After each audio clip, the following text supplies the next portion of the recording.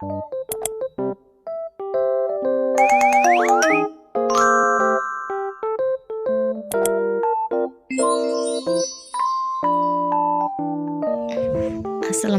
warahmatullahi wabarakatuh. Halo semuanya, nama saya Zakia. Di video kali ini saya akan menjelaskan materi tentang peranan Pancasila dalam pembangunan nasional.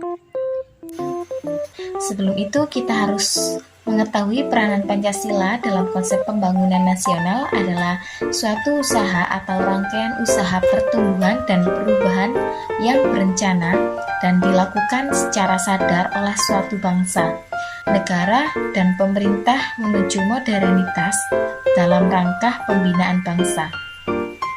Pembangunan nasional ditujukan ke arah yang lebih baik bagi seluruh rakyat Indonesia, dan pembangunan nasional haruslah berlandaskan pada Pancasila sebagai dasar negara. Karena dalam Pancasila terkandung nilai-nilai yang dijadikan pedoman dan tolak ukur dalam pembangunan nasional. Nah, perlu kalian ketahui, manusia dalam merealisasikan dan meningkatkan harkat dan martabatnya tidaklah mungkin untuk dipenuhinya sendiri. Oleh karena itu, manusia sebagai makhluk sosial senantiasa membutuhkan orang lain dalam hidup yang disebut negara. Oleh karena itu, dalam hubungan ini, pengertian negara sebagai suatu persekutuan hidup bersama masyarakat adalah memiliki kekuasaan politik, mengatur hubungan-hubungan, kerjasama dalam masyarakat untuk mencapai suatu tujuan tertentu yang hidup dalam suatu wilayah tertentu. Nah, selanjutnya, pasti ada realisasi Pancasila objektif dan realisasi Pancasila subjektif. Apa itu realisasi Pancasila objektif? Realisasi Pancasila objektif yaitu realisasi serta implementasi nilai-nilai Pancasila dalam segala aspek penyelenggaraan negara, terutama dalam kaitannya dengan penjabaran nilai-nilai Pancasila dalam praktis penyelenggaraan negara dan peraturan perundang-undangan di Indonesia. Penjabaran Pancasila yang objektif adalah pelaksanaan dalam bentuk realisasi dalam setiap aspek penyelenggaraan negara, baik di bidang legislatif, eksekutif maupun yudikatif, dan semua bidang kenegaraan dan terutama realisasi dalam bentuk peraturan perundang-undangan negara Indonesia. Hal itu dapat dirinci sebagai berikut. Yang pertama yaitu tafsir Undang-Undang Dasar 1945, dan yang kedua pelaksanaan Undang-Undang Dasar 1945, dan yang ketiga tanpa mengurangi sifat-sifat undang-undang. Yang keempat, pelaksanaan undang-undang harus lengkap dan menyeluruh. Dan yang terakhir, pokok kaidah negara serta pokok-pokok pikiran yang terkandung dalam pembukaan UUD 1945. Bahkan, yang lebih penting lagi adalah dalam realisasi pelaksanaan konkretnya, yaitu dalam setiap penentuan kebijaksanaan di bidang kenegaraan antara lain yaitu yang pertama, hukum perundang-undangan dan peradilan. Yang kedua, sistem demokrasi. Yang ketiga, pemerintahan dan pusat sampai daerah. Yang keempat, politik dalam dan luar negeri. Yang kelima, keselamatan, keamanan, dan pertahanan. Yang keenam, kesejahteraan. Yang ketujuh, kebudayaan. Yang kedelapan, pendidikan dan lain sebagainya. Yang kesembilan, tujuan negara. Tujuan negara, reformasi dan segala pelaksanaannya, pembangunan nasional dan lain pelaksanaan kenegaraan.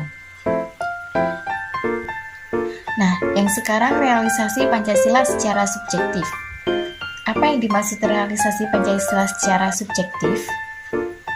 Aktualisasi Pancasila yang subjektif adalah pelaksanaan pada setiap pribadi perseorangan, setiap warga negara, setiap individu, setiap penduduk, setiap penguasa, setiap orang Indonesia. Dalam hal inilah pelaksanaan Pancasila yang subjektif yang mewujudkan suatu bentuk kehidupan di mana kesadaran wajib hukum telah terpadu menjadi kesadaran wajib moral. Dalam hal ini, nilai yang berkaitan pada diri seseorang adalah sikap dan tingkah laku dalam realisasi Pancasila secara subjektif. Dan tingkah laku dalam realisasi Pancasila secara subjektif yang disebut moral Pancasila. Jadi, aktualisasi Pancasila yang bersifat subjektif ini lebih berkaitan dengan kondisi objektif, yaitu berkaitan dengan norma-norma moral. Dan yang selanjutnya yaitu internalisasi nilai-nilai Pancasila. Pada dasarnya ada dua bentuk realisasinya, yaitu yang bersifat statis dan bersifat dinamis. Pengertian statis adalah intinya atau esensinya, yaitu nilai-nilai yang bersifat rohaninya dan universal. Sedangkan bersifat dinamis dalam arti bahwa aktualisasinya senantiasa bersifat inovatif sesuai dengan dinamika masyarakat, perubahan, serta konteks lingkungannya. Realisasi nilai-nilai Pancasila, dasar filsafat negara Indonesia, perlu secara berangsur-angsur dengan jalan pendidikan baik di sekolah, masyarakat, maupun di dalam keluarga, sehingga diperoleh hal-hal sebagai berikut. Yang pertama, yaitu pengetahuan. Yang kedua, yaitu kesadaran. Yang ketiga, yaitu ketaatan. Maksud dari pengetahuan yaitu suatu pengetahuan yang benar tentang Pancasila, baik aspek nilai, norma maupun aspek praksisnya. Hal ini harus disesuaikan dengan tingkat pengetahuan dan kemampuan individu.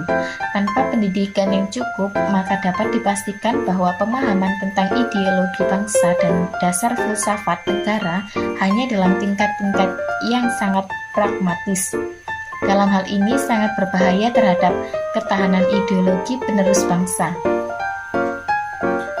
Yang kedua yaitu kesadaran. Selalu mengetahui pertumbuhan keadaan yang ada dalam diri sendiri.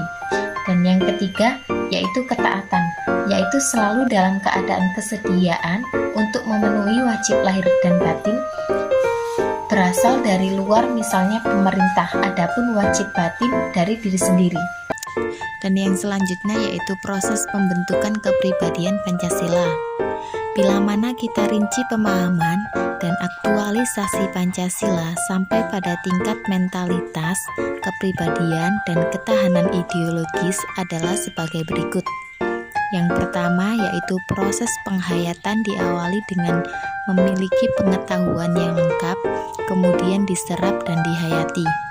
Yang kedua yaitu kemudian ditingkatkan ke dalam hati sampai adanya suatu ketaatan, yaitu suatu kesediaan yang harus senantiasa ada untuk merealisasikan Pancasila.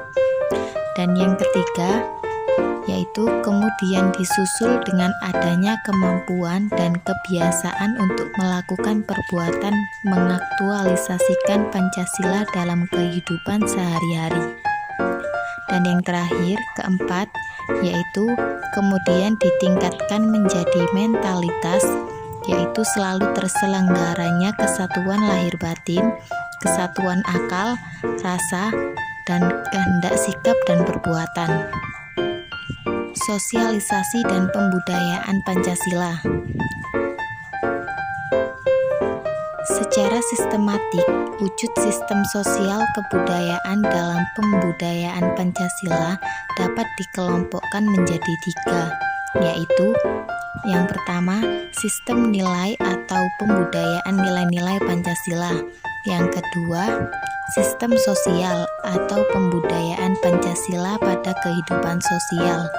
Yang ketiga, yaitu wujud fisik atau pembudayaan Pancasila dalam wujud budaya fisik. Dalam hubungan ini, Pancasila merupakan suatu esensi nilai kehidupan sosial budaya yang multikulturalisme.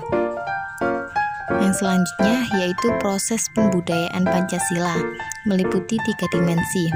Yang pertama yaitu pembudayaan nilai-nilai Pancasila. Maksudnya proses pembudayaan pada nilai yang hanya dipahami dan dimengerti oleh manusia. Yang kedua, pembudayaan Pancasila pada kehidupan sosial, yaitu proses pembudayaan Pancasila dalam kehidupan sosial, budaya, serta konkret dan direalisasikan dengan langsung dalam kehidupan bermasyarakat. Yang ketiga, pembudayaan Pancasila dalam wujud budaya fisik, yaitu pembudayaan nilai-nilai Pancasila secara langsung dalam wujud kebudayaan fisik. Kesimpulannya yaitu, jadi kita sebagai masyarakat Indonesia, kita harus menyadari dalam diri kita sendiri dan bisa membedakan norma yang baik ataupun norma yang jelek, karena kita sebagai pemuda-pemuda penerus bangsa.